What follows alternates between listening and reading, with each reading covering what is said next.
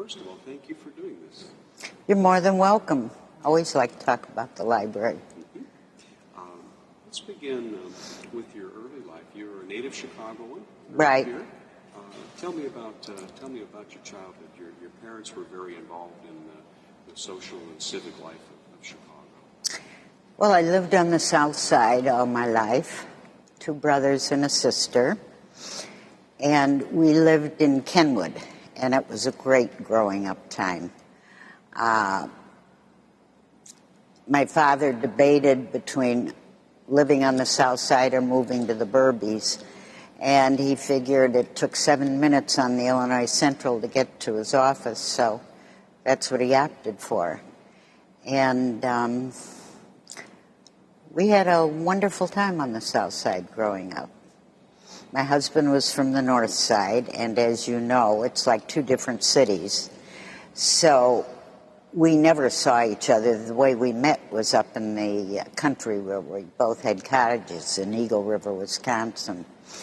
And we grew up being friends, but we never saw each other during the year. Once a year, we'd meet at under the clock at Marshall Fields, and we'd go to lunch at Stop and Shop because they gave free samples, and that was it. When did you finally get together? Well, we were together morning, noon, and night as kids growing up in the country. And then I suppose we got serious. We were sort of late bloomers, around 19. But it was during the war years, so my husband was off, and I was in school. You said during your remarks to the Lincoln Academy here a few weeks ago that your father and mother were very engaged in philanthropic work, social work here in town. Your father was a judge. That's correct.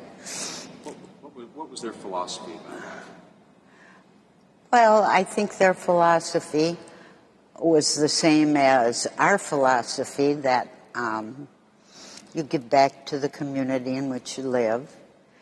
And my mother was very active in inner city affairs. There was a Sherman School, and there was a Sherman Field House, and she used to go over there minimum 3 times a week and feed the kids lunch. And my father was active in a lot of community affairs. And I think rather than tell us what was expected, they showed us, which is how we really learned. In yourself, how did you develop a love for the arts? I know that's something that's very special to you. I suppose just in growing up and being curious and liking them. Well, you were in a town that was rich in... That's true. That's true. I went to the Children's Symphony every week after school, and I also I didn't spend much time at art institutes, but I did spend some time there. We went to the Museum of Science and Industry as kids a lot, and in the Field Museum, the Shed Aquarium, all of the things that parents take their children to. I think we particularly loved the Museum of Science and Industry because it was a hands-on place. And I think that's why youngsters still like it, because they can move things and use their hands. Well, you've been a member of the board there as well. Yes.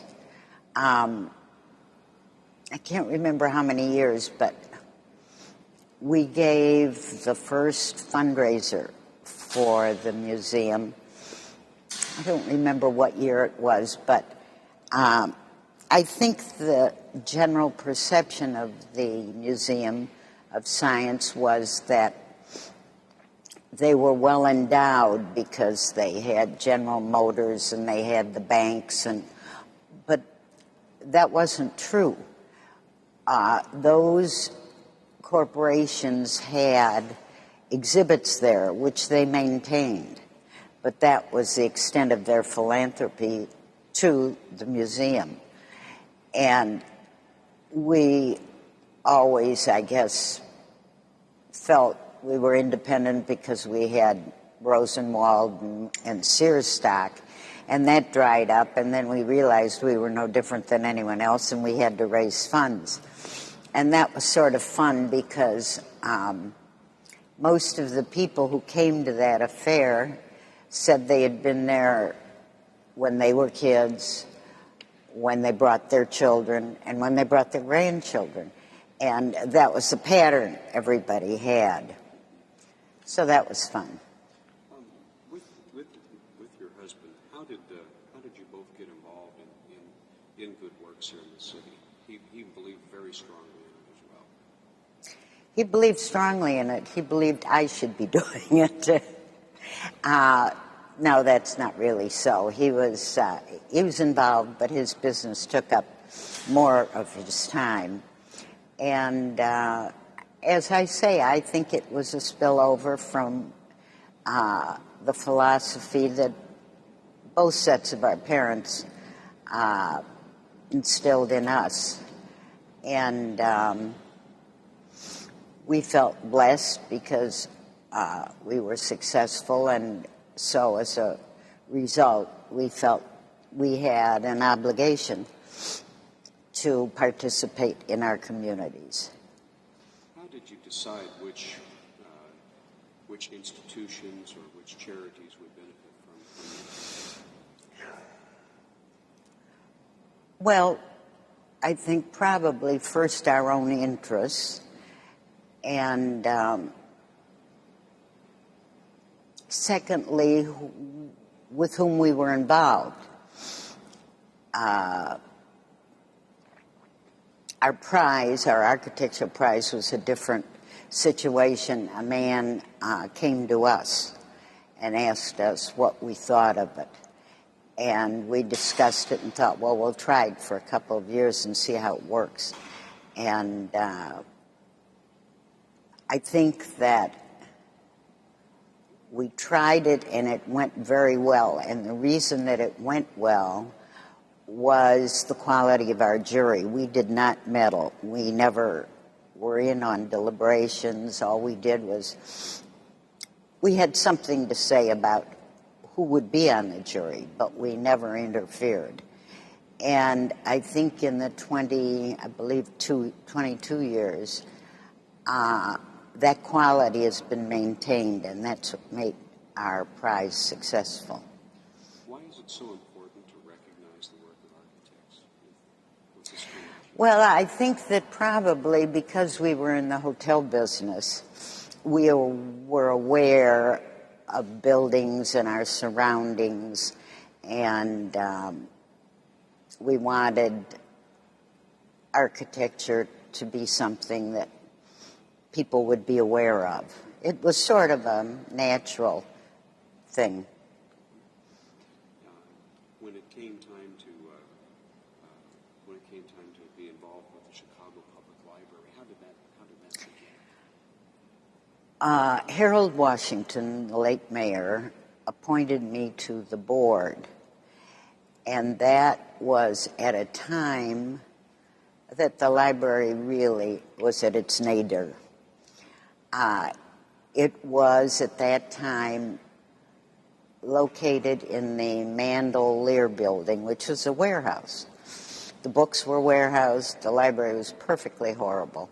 And I looked around and I thought, this place can only go up. It can't go any other way.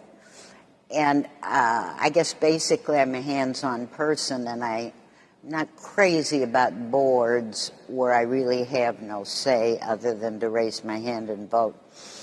And I thought, this may be a good thing. And as it turned out, it was wonderful. But Harold Washington appointed me, and then I served on the board. Harold died, and Mayor Daley asked me to be head of the board. And I was head of the board for, I believe, 8 years. And then my husband became ill, and I decided I shouldn't be that involved. I should spend more time with him. And I departed the board, but I still am active in the foundation. I'm sorry. That's okay. How did you all begin to pull this together as a project? I mean, you can't do anything in downtown Chicago of this scope without a lot of people pulling in the same direction. That's exactly right. And it was a huge group effort, but boy, was it fun. We started out really believing the bulk of the people, majority of the people on the board felt that we wanted to maintain. By then we were over at the Cultural Center. That was the library. And we knew we were 60 years late in a new library. But we thought if we could hang on to the Cultural Center as part of the library, and the city proposed that we do a high-rise contiguous to it on Wabash and Randolph. And then we could have a whole library plaza. And we thought that was a pretty good idea. And then Mayor Washington felt that he didn't really want that. He wanted an anchor to the South Loop. And he felt it was very important. And we had public hearings, many of them. And he was absolutely right. And, you know, there are times when you shift gears in your thinking, and I thought, you know, if we could clean up the South Loop, I think he's got a good idea. Even though my first impulse had been to do it on the at the north end of the loop. So I went to a meeting at the mayor's office, and he said, I really want this to be at the South Loop. And he explained why. And he said, you know, we can clean up Van Buren Street, which at the time was a mess. It had junky little shops, and south end of the loop was pretty seedy. And I was still trying to get my thinking down to the South Loop, and Liz Hollander was head of the Department of Building, and she said, Cindy, would it make you feel better if we gave you the block just north of what we proposed for the library? And I said, yeah, it'd make me feel a lot better, which is presently the park. So once that was settled and we were all feeling comfortable with it, we had a long time where we got input from everybody. We had input from the librarians, we had input from specialists who were giving us ideas on what was needed for a modern library, so forth and so on. And then we had a competition for the library, for the building. And we had a jury. I was on the jury, and it was a pretty good jury. And it was a mix of Chicagoans, non-Chicagoans, people in the library field, and architects and people out of the field. And we finally settled on BB. But it was an interesting project because we took all of the final models, I believe there were 4 or 5 of them, and we put them in the Cultural Center for people to see. And we even had a ballot box there so that people could feel that they were involved in this whole thing. And that's how we came to Tom Beebe with Hammond, B.B. Hammond and Babka, I believe it was. So there were contractors and subcontractors and architects and all sorts of people. And, of course, the input of librarians and library people. And it was an exciting thing to see it happen. Excuse me. And I think I was terribly proud because it came in little short of our deadline and a little below budget. So I thought, that's really cool. On a project of this scope, you have every right to be proud. It was, but you know, it was a dogged thing. We had to keep after it all the time, and I think that unfortunately Mayor Washington never saw this happen, but Mayor Daley did become very interested, and of course he loves the library. But I remember when it was all done and we were dedicating it, he said, "Why does it have to be so big?" I said, "Well, it's going to outlive all of us." And I think the reason that Beebe appealed to us the most is his design was the most flexible, so that if we ever wanted to change the configuration, we could do it without rebuilding. And it's become a cultural part of the city now, for non-library events as well as library events. So that's the story of Harold Washington Library Center.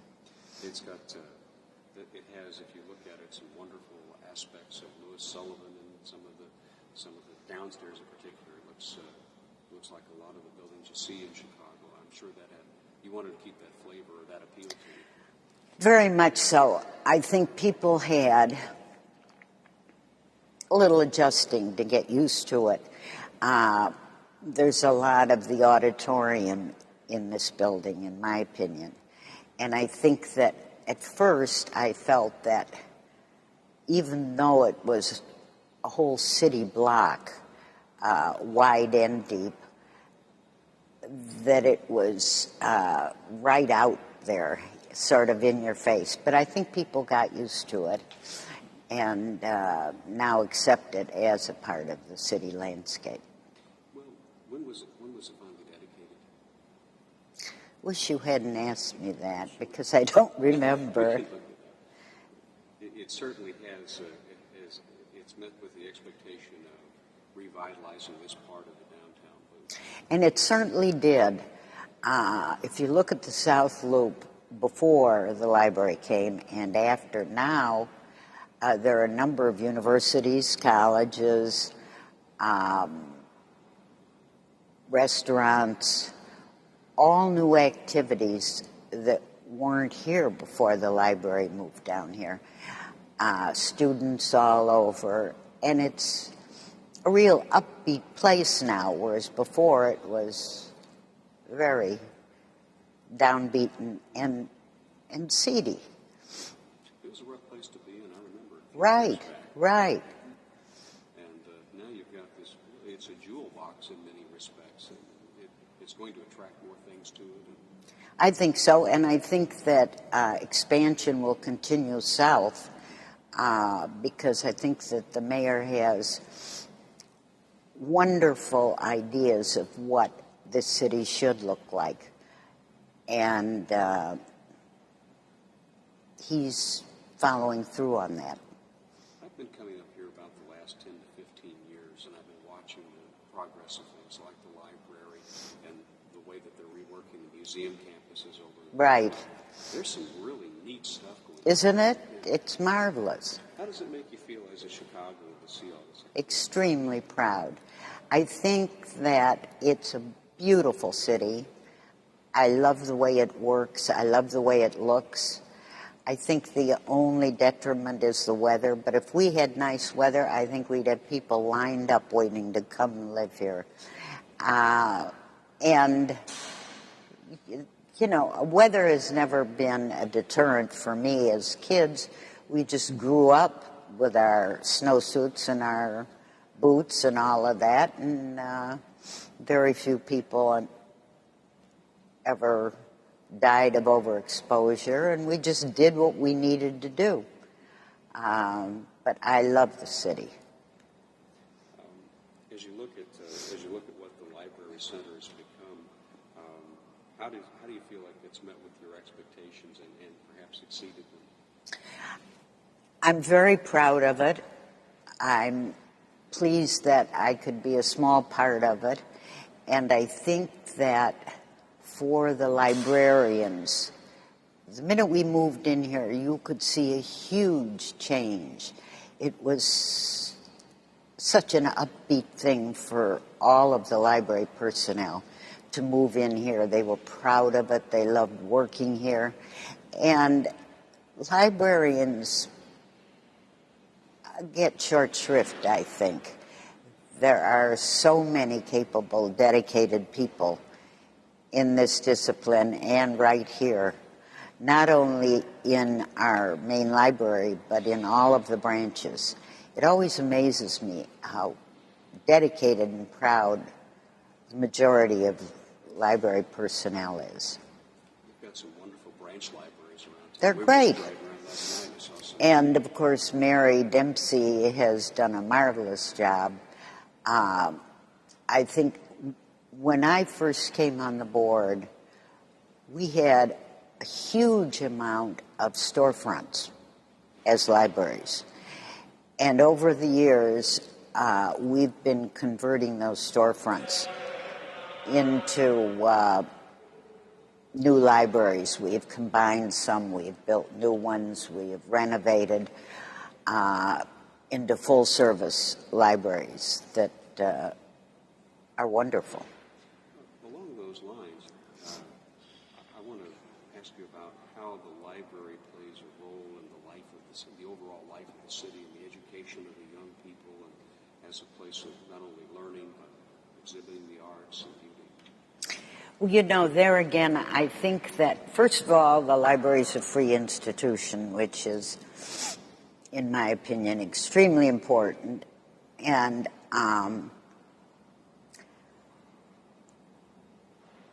as I stated earlier with the Museum of Science, when I came on the board, you know, they saw those dollar signs and said, well, we think we're going to start fundraising and we'd like you to be in charge. And I said, well, I'll do something, but only if our fundraising can be completely autonomous, because if I go into a corporation or a foundation, their perception, and rightfully so, is that this is a department of the city. We get our operating funds from the city, and why should anybody contribute to that? So I was vehement about having our fundraising arm be completely autonomous. And I had a very good friend who had been at the University of Chicago and was at Hastings College in San Francisco at the time. His name was Julian Levy, and he had been very active in this city, and he was a law professor at the University of Chicago.